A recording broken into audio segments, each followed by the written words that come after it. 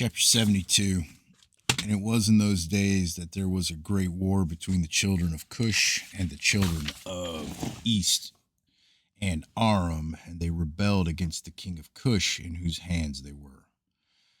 So Cacaneus, king of Cush, went forth with all the children of Cush, a people numerous as the sand, and he went to fight against Aram and the children of the east to bring them under subjection. And when Cacaneus went out, he left Balaam the magician with his 2 sons to guard the city and the lowest sort of the people of the land. So Cacaneus went forth to Aram and the children of the east, and he fought against them and smote them, and they all fell down wounded before Cacaneus and his people. And he took many of them captives, and he brought them under subjection as at first, and he encamped upon their land to take tribute from them as usual. And Balaam the son of Beor, when the king of Cush had left him to guard the city and the poor of the city, he rose up and advised with the people of the land to rebel against King Cacaneus, not to let him enter the city when he should come home. And the people of the land hearkened to him, and they swore to him and made him king over them and his 2 sons for captains of the army. So they rose up and raised the walls of the city at 2 corners, and they built an exceeding strong building. And at the 3rd corner they dug ditches without number between the city and the river which surrounded the whole land of Cush, and they made the waters of the river burst forth there. At the 4th corner they collected numerous serpents by their incantations and enchantments, and they fortified the city and dwelt therein, and no one went out or in before them. And Cacaneus fought against Aram and the children of the east, and he subdued them as before, and they gave him their usual tribute, and he went and returned to his land. And when Cacaneus the king of Cush approached his city, and all the captains of the forces with him, they lifted up their eyes and saw that the walls of the city were built up greatly elevated. So the men were astonished at this. And they said one to the other, "It is because they saw that we were delayed in the battle and were greatly afraid of us. Therefore have they done this thing and raised the city walls and fortified them, so that the kings of Canaan might not come in a battle against them." So the king and the troops approached the city door, and they looked up, and behold, all the gates of the city were closed. And they called out to the sentinels, saying, "Open unto us, that we may enter the city." But the sentinels refused to open to them by the order of Balaam the magician, their king. They suffered them not to enter their city. So they raised a battle with them opposite the city gate, and 130 men of the army of Cacaneus fell on that day. And on the next day they continued to fight, and they fought at the side of the river. They endeavored to pass, but were not able, so some of them sank in the pits and died. So the king ordered them to cut down trees to make rafts upon which they might pass to them, and they did so. And when they came to the place of their ditches, the waters revolved by mills, and 200 men upon 10 rafts were drowned.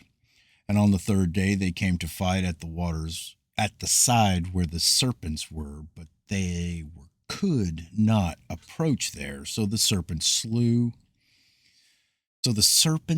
of them 170 men, and they ceased fighting against Cush, and they besieged Cush for 9 years. No person came out or in. At that time the war and the siege were against Cush. Moses fled from Egypt from Pharaoh, who sought to kill him for having slain the Egyptian. And Moses was 18 years old when he fled from Egypt from the presence of Pharaoh, and he fled and escaped to the camp of Cacaneus, which at that time was besieging Cush. And Moses was 9 years in the camp of Cacaneus, king of Cush, all the time they were besieging Cush. And Moses went out and came in with them. And the king and princes and all the fighting men loved Moses, for he was great and worthy. His stature was like a noble lion, his face was like the sun, and his strength was like that of a lion, and he was counselor to the king. And at the end of 9 years, Chiconeus was seized with a mortal disease, and his illness prevailed over him, and he died on the seventh day. So his servants embalmed him, and carried him and buried him opposite the city gate to the north of the land of Egypt.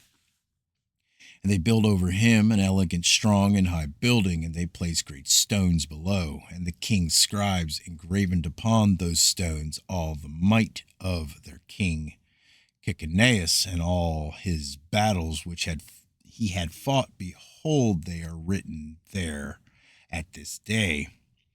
Now after the death of Chiconeus, king of Cush, it grieved his men and troops greatly on account of the war. So they said one to the other, Give us counsel what we are to do at this time, as we have resided in the wilderness 9 years away from our homes.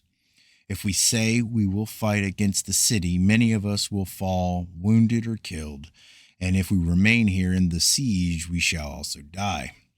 For now all the kings of Aram and of the children of the east will hear that our king is dead, and they will attack us suddenly in a hostile manner, and they will fight against us and leave no remnant of us.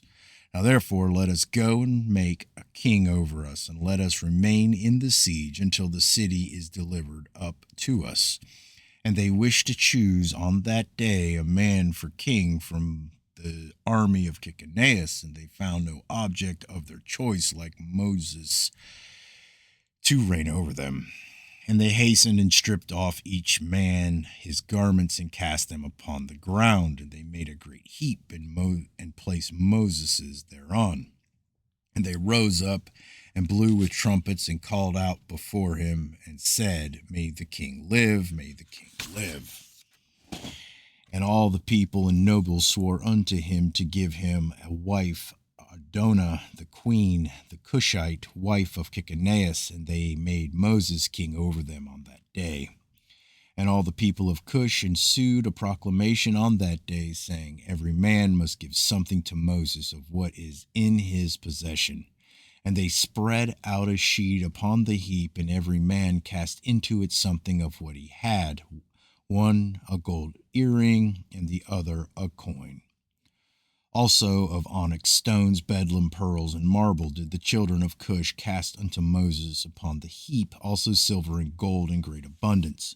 And Moses took all the silver and gold, all the vessels, and the bedlam and onyx stones which all the children of Cush had given to him, and he placed them amongst his treasures.